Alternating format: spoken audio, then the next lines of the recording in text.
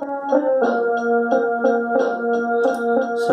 राम जय जय राम, श्री राम जय जय राम, श्री राम जय जय राम, श्री राम जय जय राम। श्यावर रामचंद्र की जय। महानुभाव श्रोताओं को सप्रेम राम राम करके आज का राम कथा प्रसंग शुरू करता हूँ। प्रेम से सुनते रहिए। बोलिए श्यावर रामचंद्र की जय।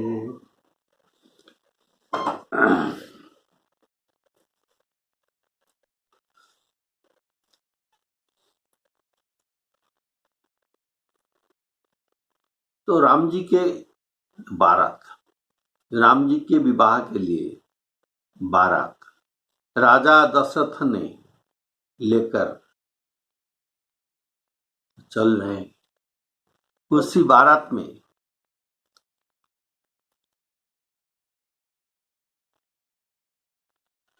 जो राजकुमार बारात में आए थे, भरत सरिस वय राजकुमार, भरत के जैसा उनके बस हुए राजकुमारों ने तुरंग को नचा रहे, तुरंग को जो नचा रहे हैं, उनके बागडोर पकड़कर उनको नचा रहे हैं। और ये घोड़े भी जैसे बाजा बज रहा है वैसे ही ये नाच करते हैं, एक भी ताल को ये भूल करते नहीं। तो ये सब देखकर सब लोग आश्चर्य हो जाते हैं, कैसे घोड़ा ये बाजा के ताल में नृत्य करते हैं।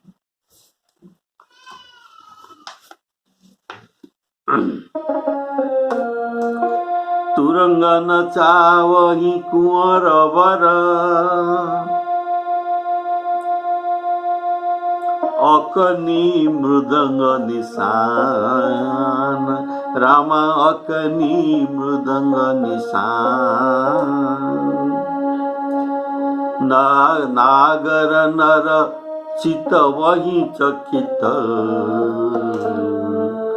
डगही न ताल बंधान हो राम, डगही न ताल बंधान। श्री राम जय जय राम, श्री राम जय जय राम। प्रत्येक एपिसोड में हमारे आज का ये पाठ दिया जाता है। ओरिजिनल रामचरितमानस के चौपाई, छंद, दोहा सब आपको मिलता रहा है। ऐसे हमारे फोटो के नीचे जो ट्रायंगल चिन्ह है, त्रिकोणा चिन्ह है, उनको थोड़ा सा छू देने से नीचे आपके मोबाइल में सब दिखाई देगा। तो आप भी हमारे साथ भी अगर चाहे तो पढ़ सकते हैं। तो बारात ऐसी बनी है कि उसका वर्णन करते नहीं बनता। हे राम, ताल बोले श्यावर रामचंद्र की जय। तो इनका वर्णन नहीं बनता। सुंदर शुभदायक शकुन हो रहे हैं, सुंदर शुभदायक शकुन हो रहे हैं, मानो संपूर्ण मंगलों ने सूचना दे रहे हैं। यहाँ राम जी के बारात में 12 शगुन का वर्णन किया गया है। 12 अर्थात 12 शगुन का वर्णन किया गया है। तो आपको एक एक करके सब शगुन का सुनाता हूँ। बोलिए श्यावर रामचंद्र की जय। पहले नीलकंठ पक्षी ये बाईं ओर चारा ले रहा है, मानो संपूर्ण मंगल का सूचना दे रहा है। अर्थात नीलकंठ पक्षी को पपीहा भी कहा जाता है। इसका दर्शन अपराह्न में सुबह होता है और बारात तो दोपहर से निकले, इसलिए यह अपराह्न भी था, इसीलिए ये मंगल सूचक है। बोले श्याम रामचंद्र की जय। दूसरा शकुन सुनिए। दाहिनी ओर तो कौवा सुंदर खेतों में शोभा पा रहा है, अर्थात हरा हरा धान खेत में ये बैठा है। कौवा प्राय निकम्मा जगह में बैठते हैं, लेकिन ये शकुन नहीं। अगर सूखा डालियों पर, सूखा वृक्ष के ऊपर काव काव काव जोर से करता रहा तो ये अशुभ है। तो ये निकम्मा जगह पर प्राय बैठता है, लेकिन ये शकुन नहीं, अपशकुन है। लेकिन दशरथ जी के, देखिए एक उदाहरण मैं बताता हूं। जब दशरथ जी के स्वर्गवास हुआ तो भरत जी नौनिहाल में थे, उनको खबर भेजा गया, वो आ रहे थे। रास्ते में ये देख रहे थे, रटही कुभांति कुखेत करारा, अर्थात कौवा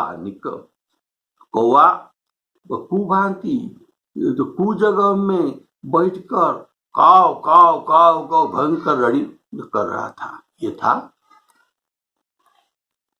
अपशकुन। अर्थात कौवा निकम्मा जगह में भयंकर शब्द कर रहा था, तो ये भरत जी के लिए अपशकुन हुआ। आने के बाद ये पिता के मृतक शरीर को देखा। तो राम जी के बारात में कौवा सुंदर खेतों में बैठा था, शांति में। बोलिए श्याम रामचंद्र की जय। तीसरा शकुन, नेवल का दर्शन भी सब किसी ने पाए, अर्थात नेवला लोगों को देखकर डर जाते हैं, इसलिए तुरंत ये दौड़ जाकर अपना बिल में घुस जाते हैं। लेकिन आज राम जी के बारात में ये निर्भय होकर घूम रहे हैं, इसलिए सभी को दर्शन मिला, सभी को नकुल दर्शन मिला। तो चौथा शकुन, तीनों प्रकार की पवन, तीनों प्रकार की वायु, शीतल, मंद और सुगंध, इनको इस तीनों वायु को त्रिविध बयारी भी कहा जाता है। तो तीनों प्रकार की वायु, शीतल, मंद, सुगंधित, ये त्रिविध बयारी अनुकूल दिशा में चल रहा है।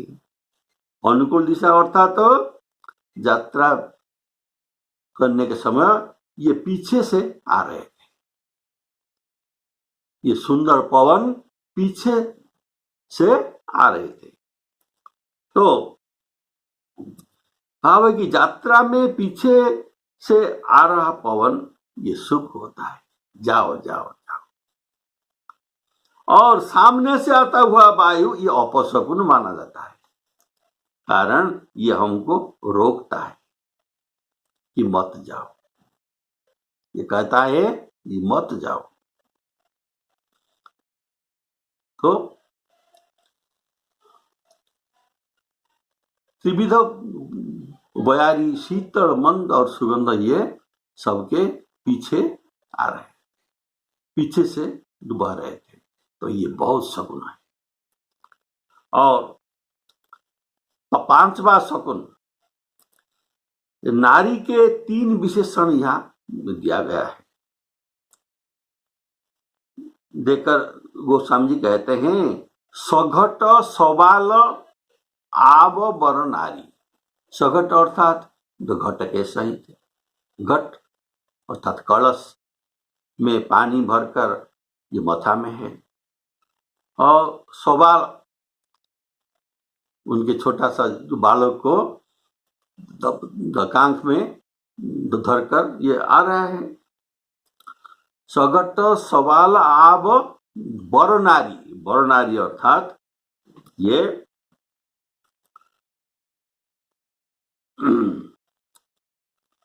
बोले श्यावर रामचंद्र की, अर्थात शरीर में ये अंगराग लगाया है, शरीर में ये अंगराग लगाया है, और ये अंगराग के सुगंध भी निकल कर नासा को आता है। इसीलिए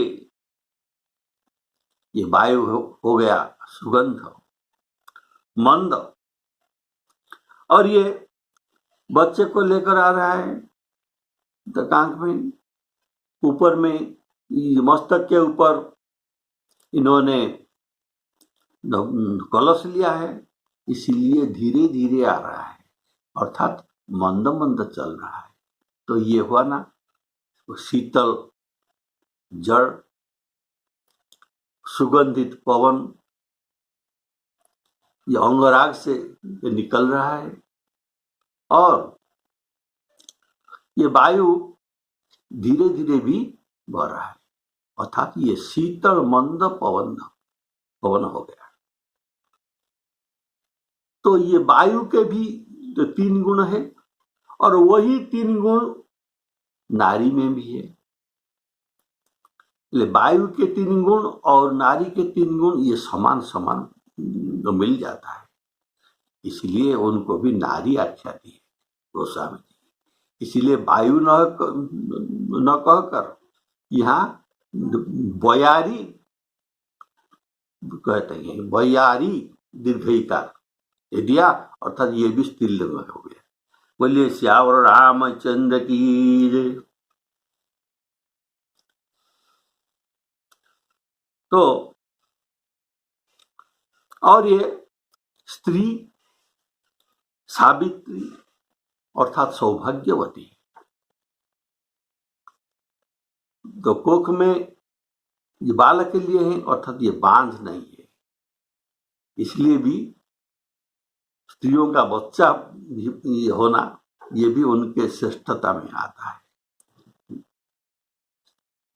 वर अर्थात श्रेष्ठ। और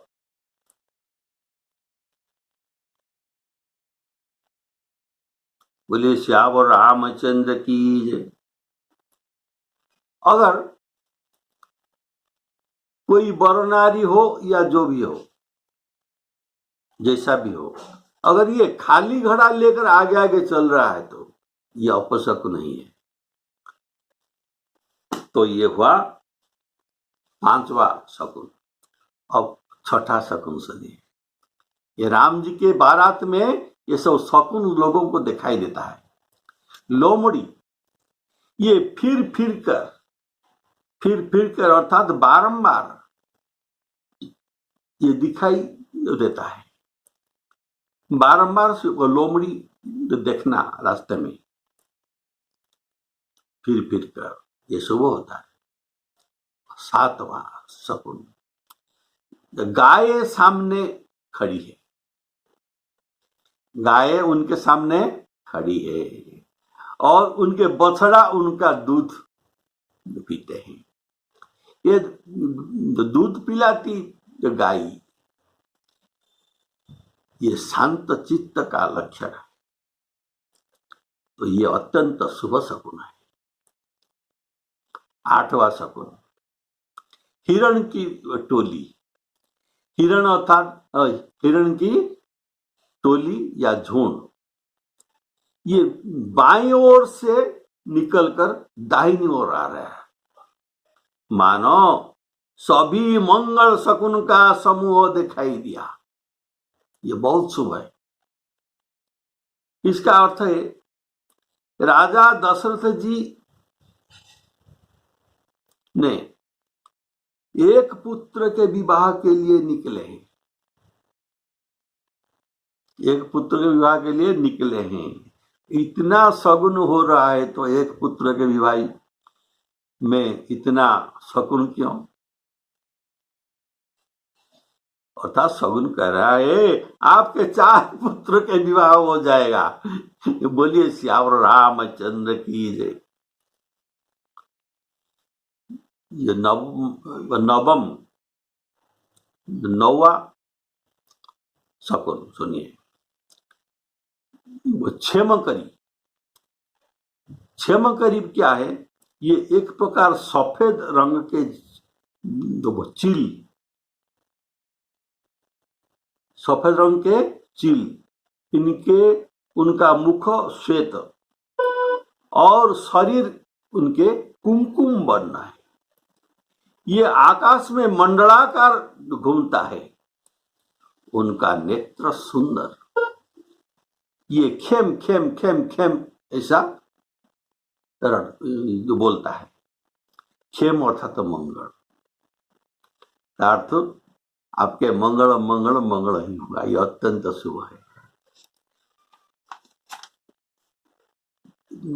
10वां शकुन, श्यामा एक पक्षी है।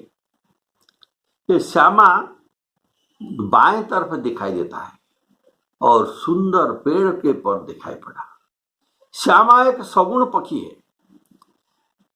इसका शकुन है कि ये चिंता को दूर करते हैं। श्यामा, इसका रंग काला और पैर पीला। ये घन जंगल में रहता है। इसका स्वर लेकिन बहुत मीठा और मधुर है।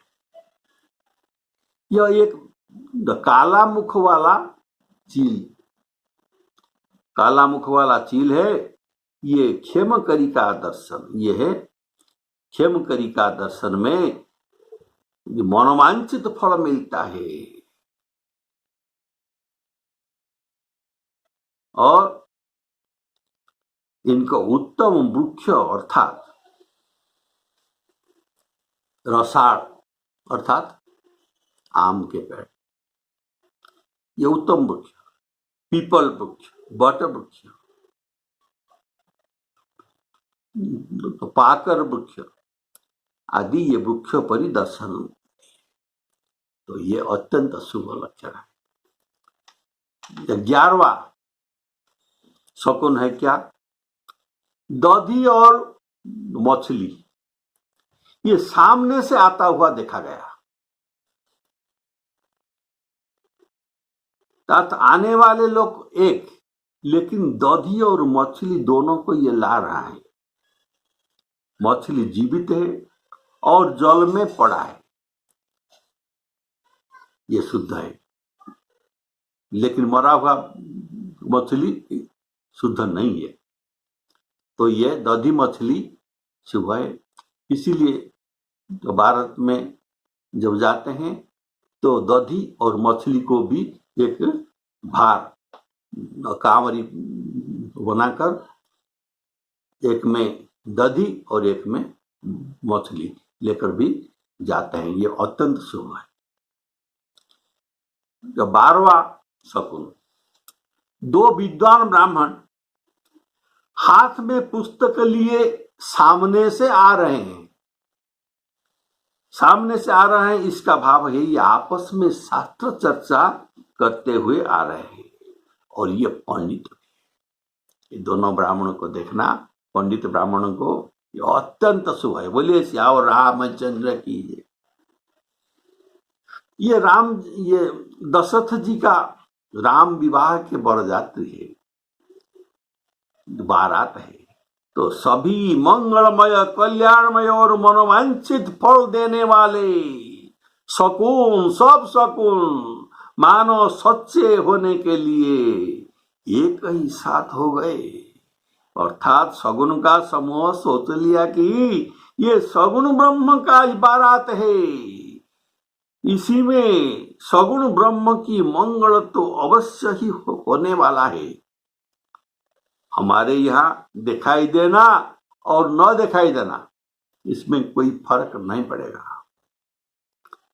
तो उनके कार्य, सगुण ब्रह्म के कार्य अवश्य सिद्धि होगी, लेकिन उनके लिए कोई शकुन का भी आवश्यक नहीं है, किंतु ये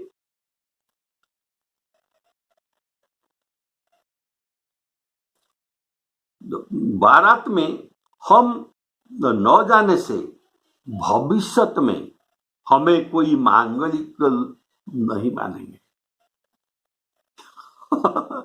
अगर हम राम जी के बारात में नहीं शामिल होंगे तो हमें लोग मंगल शकुन ये भविष्य में नहीं मानेंगे। लोग कहेंगे कि अगर इन्होंने मांगलिक होते तो राम जी के बारात के समय अवश्य दिखाई देते, तो क्यों नहीं दिखाई दे? इसलिए ये मांगलिक नहीं है। इसीलिए भविष्य में इन्होंने अपने को मांगलिक प्रमाण करने के लिए सब एक ही साथ प्रकट हो गए। बोलिए सियावर रामचंद्र की। तो अभी ये शकुन के बारे में गोस्वामी जी ने जो रामचरितमानस में चौपाई लिखे हैं, इसको हम अब पाठ करेंगे। तो आप हमारे फोटो के नीचे जो त्रिकोण का चिन्ह है, इनको थोड़ा सा टच कीजिए और नीचे आपके मोबाइल के नीचे ये सब दिखाई देगा।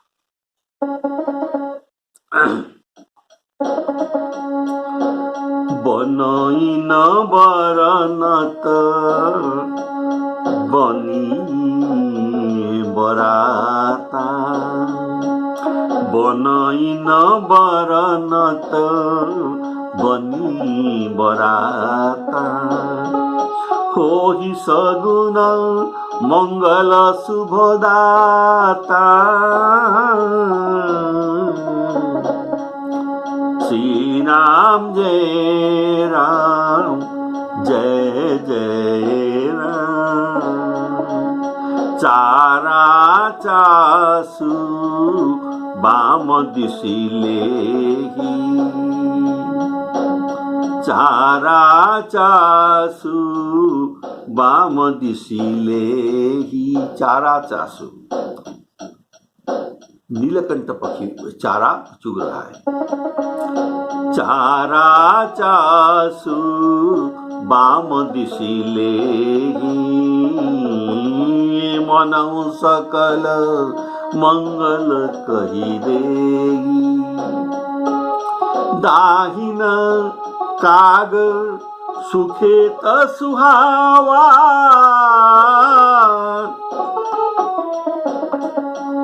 नकुल दरस सब काहू पावा, नकुल दरस सब काहू पावा, सानुकूल वह त्रिविध बयारी, शीतल मंद सुगंध पवन, सघट सवाल आववर नारी,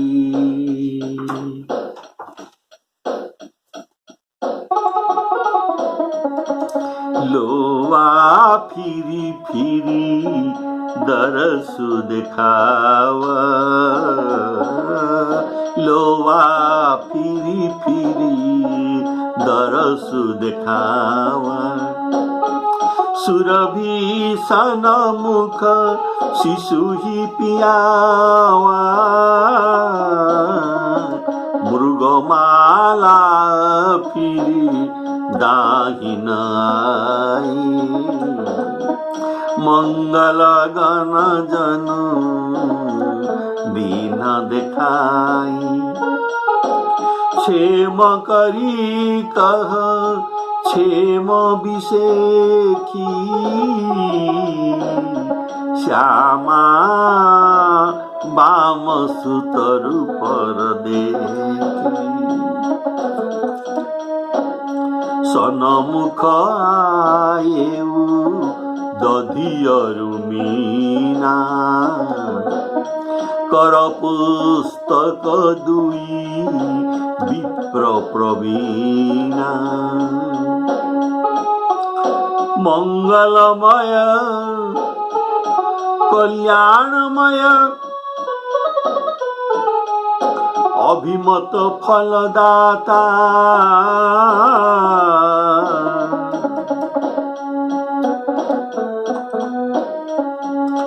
जनु सब साँचे हो नहीं त भये सगुण एक बार।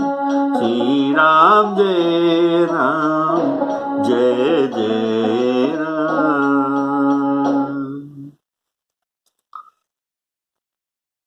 स्वयं सगुण ब्रह्म जिनके पुत्र है, उसके लिए सब मंगल सकून सुलभ है।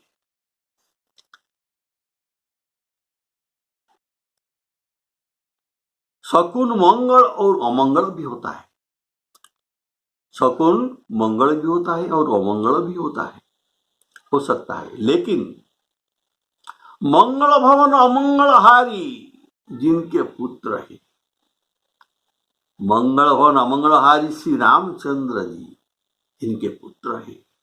अब उनका विवाह, इसीलिए मंगल सगम, इसलिए मंगल सगुन उनके लिए सुगम है। लेकिन दूसरे के लिए यह मंगल सगुन सुगम नहीं, अर्थात मिलना बहुत कठिन है। जहां श्री राम सरीखे दूल्हा और सीता जी जैसे दुल्हिनी तथा दशरथ जी और जनक जी जैसे पवित्र संबंधी हैं, वहां मंगल तो होना ही चाहिए। मंगल सगुन सुलभ सबता के, सगुण ब्रह्म सुंदर सुत जाके। राम सरी सबरु दुलहिनी सीता, समधी दशरथ जनक पुनीता।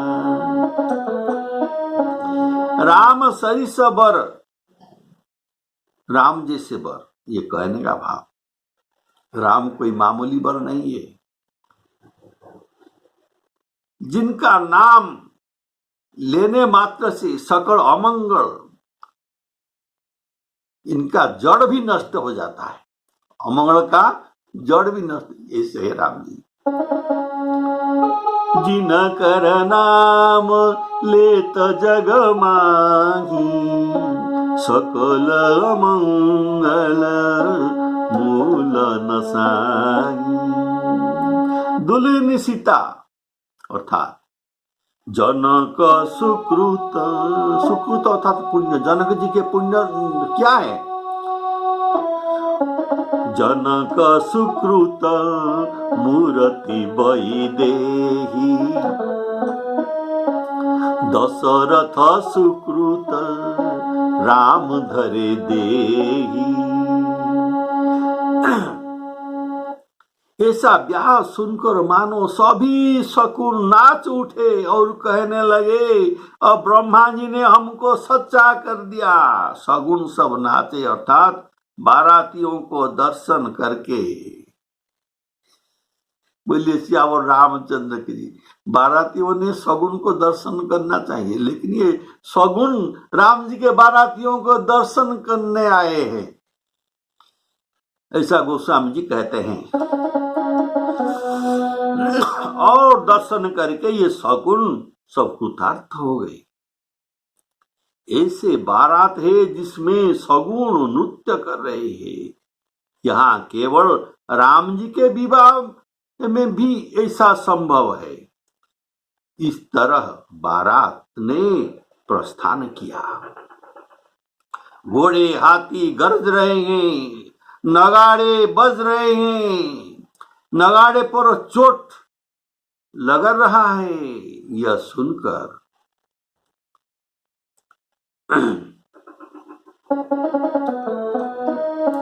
सुनिय सब्याहु सगुन सब नाचे, अब किने बिरंची हम साँचे। यही विधि की न बरात पयाना, पयाना प्रस्थान, हय गय गाजही हने निशाना। सूर्य वंश के पताका चक्रवर्ती महाराज दशरथ को आते हुए जनक जी ने नदियों पर, जितना नदी थे, बहुत सारी नदी है, छोटा छोटा जितने से नदी है, ये सब नदियों पर पुल बांध दिए, इनके घोड़ा रथ, और ये सब सुविधा में आ सकते हैं। तो बीच बीच में रहने के लिए शायद 1-2 किलोमीटर 5 किलोमीटर के अंदर एक डेरा था, अर्थात पड़ाव भी बना दिए, जिसमें देवलोक की समान देवदुर्लभ संपद छाई हुई थी, और जहां बारात के सब लोग अपने अपने मन की पसंद के अनुसार सुहावने उत्तम भोजन, उत्तम बिस्तर,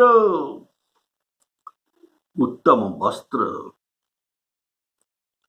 पाते हैं, और मन के अनुकूल नित्य नए सुखों को देखकर, प्रतिदिन नए नए सुख को देखकर सभी बारातियों ने अपने घर को भूल गए। घर अब याद नहीं आ रहा है। बोलिए श्यावर रामचंद्र की।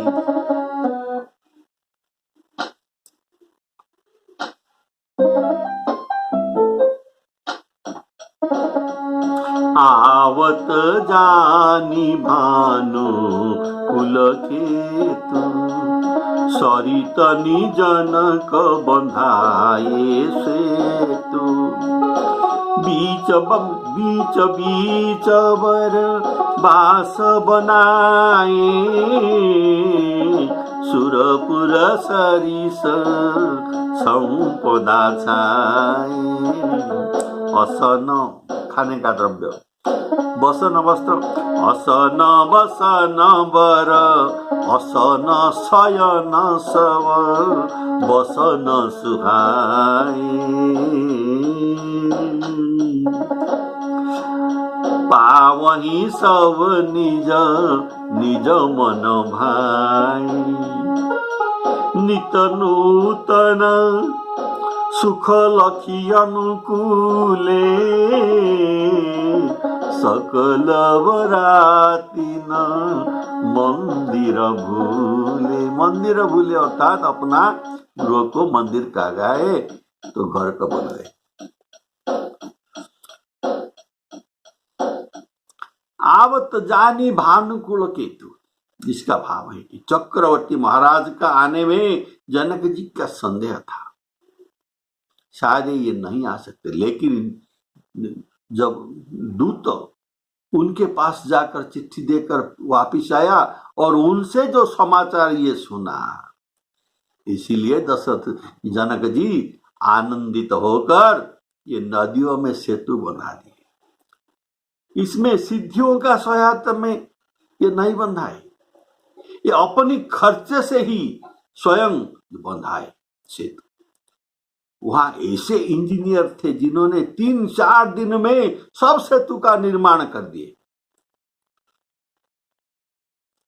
तो पावही सब निज निज मन भाई, अर्थात खाने में, सोने में, ओढ़ने में, बिछोने में भारी मूल्य के वस्तु का आयोजन किया गया था। ये अपने मन मुताबिक सब कुछ पाए। ऋषियों और ब्राह्मण के लिए भी अलग आयोजन था। राजकुमार के लिए दास दासी का प्रबंध भी किया गया था। दासी दास साजो सबलीने, जोगवत रही मनहु चित दीने, इसीलिए ऐसा हुआ कि बारातियों ने अपना घर को भूल गए। कारण घर से भी कहीं अधिक सुख यहां मिल रहा था।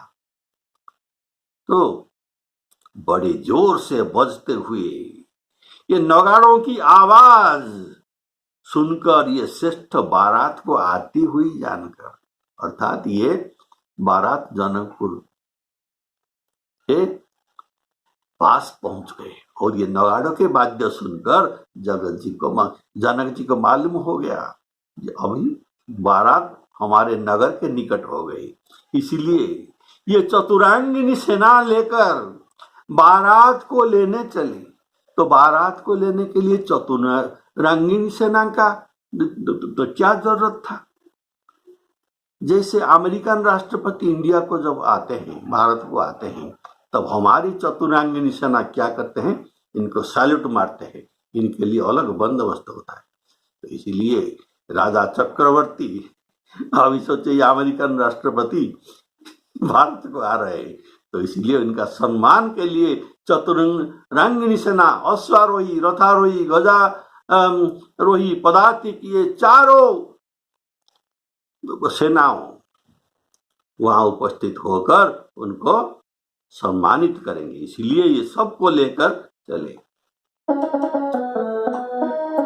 आवत जानी बरात बर, सुन गह गहे निशान। सुनी गह गए निशान बाजा, सजी गजरथ तुरंग सब, लेन चले अगवान। श्री राम जय राम, जय जय राम। अभी राम जी की बारात जनकपुर पहुंच गए। नेक्स्ट प्रोग्राम राम जी के विवाह कुछ दिन में हो जाएगा। बोलिए सियावर रामचंद्र की। श्री सीतारामार्पणमस्तु।